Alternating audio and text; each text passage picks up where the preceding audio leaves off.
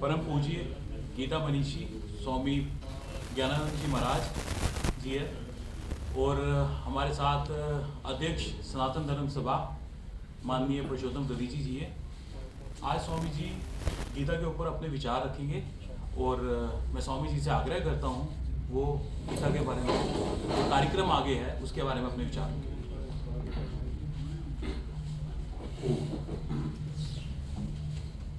वास्तव में भगवद गीता जो है वो हिंदुओं की आस्था का ग्रंथ तो है, लेकिन एक ऐसा ग्रंथ है जो हिंदुओं के लिए ही नहीं है, समूची मानवता के लिए। जो समस्याएं आज कहीं चारों ओर बढ़ती दिखाई दे रही है, भगवद गीता उन समस्याओं का समाधान है। यदि हम बात करें उस समय की, जब आज से 5160 साल पहले भगवान कृष्ण ने कुरुक्षेत्र की धर्म भूमि में और युद्ध के वातावरण में गीता उपदेश अर्जुन को देकर उसको कर्तव्य पथ पर प्रेरित किया। बहुत से लोगों को लगता है कि गीता जैसा उपदेश, गीता जैसा ज्ञान युद्ध की भूमि में, जहाँ अशांति, जहाँ कोलाहल, जहाँ शस्त्रों की टंकार और सब लड़ने मरने मारने को तैयार, ऐसे वातावरण में उपदेश क्यों? ये भगवान कृष्ण की वास्तव में दूरदर्शिता थी कि शांति और सद्भाव का उपदेश अशांति के वातावरण में देकर। आज जब हम देखते हैं तब एक अर्जुन था जो उस समय युद्ध के वातावरण को देखकर अशांत हुआ, लेकिन आज चारों ओर जब हम देखते हैं तनाव बढ़ रहे हैं, स्ट्रेस रेट, दबाव बढ़ रहे हैं, कहीं ना कहीं आपसी दुर्भाव बढ़ रहे हैं, अलगाव बढ़ रहे हैं, और विश्व स्तर पर जब हम देखते हैं तो पूरा विश्व कहीं ना कहीं युद्ध के मुहाने पर कभी कभी दिखाई देता है, आशंकाएं बढ़ती दिखाई देती हैं, ढेरों समस्याएं बढ़ती दिखाई देती हैं। तो भगवद गीता इन सब समस्याओं में शांति सद्भाव के एक उद्घोष के रूप में समाधान की भूमिका है। जिस दिन ये गीता उपदेश दिया गया, वो दिन जो महीना चल रहा है मार्गशीर्ष शुक्ल एकादशी की तिथि थी। तारीख हर साल बदलती है, इस साल वो तारीख है 23 दिसंबर, जो गीता जयंती का दिन है।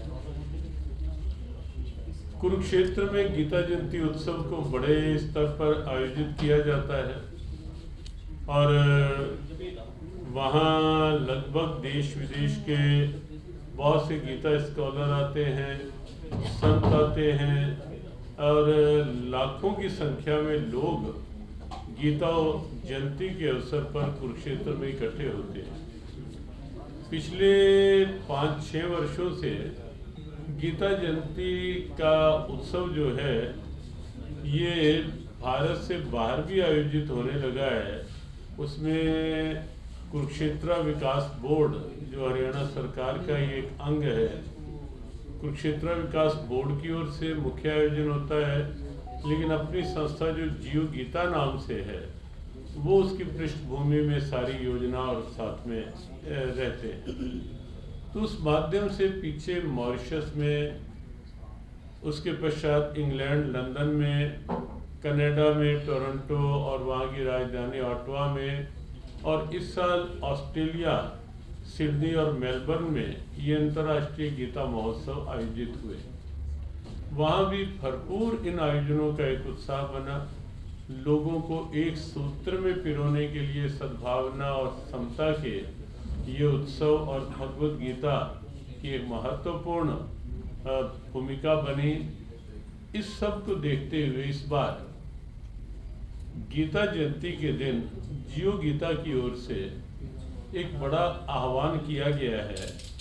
गीता जयंती 23 दिसंबर 11 बजे प्रातःकाल जो लगभग गीता उपदेश का समय था, उसमें पूरे विश्व के लिए एक आह्वान है। गीता जी के 3 श्लोक, प्रथम श्लोक, लगभग मध्य का श्लोक और अंतिम श्लोक, 3 श्लोक लेकर के 1 मिनट एक साथ गीता पाठ। ये आह्वान सभी यूनिवर्सिटीज तक भी पहुंचाया जा रहा है। ये आह्वान प्रत्येक स्कूल तक पहुंचाने का प्रयास है।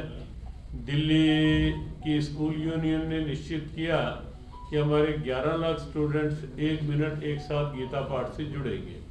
हरियाणा ने भी बड़ा ऐसा घोषणा की कि लाखों स्टूडेंट सभी जुड़ेंगे। बहुत से हमने हॉस्पिटल्स से संपर्क किया, वो सब भी अलग अलग स्थानों में सभी संत इस आह्वान से जुड़ेंगे, ऐसा आश्वासन आया है। जम्मू में क्या महसूस? तो आज उसी निमित्त से हम जम्मू में एकत्रित हुए हैं और जम्मू में आज एक कार्यक्रम रखा गया है जिसमें विभिन्न संस्थाओं के प्रतिनिधि यहाँ आमंत्रित किए गए हैं, समाज के प्रबुद्ध लोग एकत्रित किए गए हैं, आमंत्रित किए गए हैं, ताकि जम्मू क्षेत्र और आसपास भी यहाँ गीता जयंती उत्सव हो और 1 मिनट एक साथ गीता पाठ 11 बजे जो है उसके साथ जम्मू वासी भी और जम्मू के आसपास जम्मू कश्मीर क्षेत्र में भी ये महक पहुँचे, ये आह्वान पहुँचे और समता समरसता के एक सूत्र में, सद्भावना के एक सूत्र में सब पिरोए जाएं और सब संगठित होकर, संकल्पित होकर इस आह्वान में जुड़े। 1 मिनट एक साथ गीता पाठ।